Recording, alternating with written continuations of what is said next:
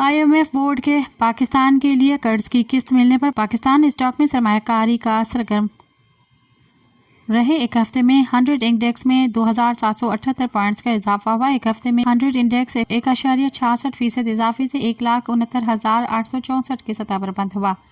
दिसंबर के दूसरे कारोबारी हफ्ते में इंडेक्स पहली बार 1,70,000 की सतह पर दिखाई दिया।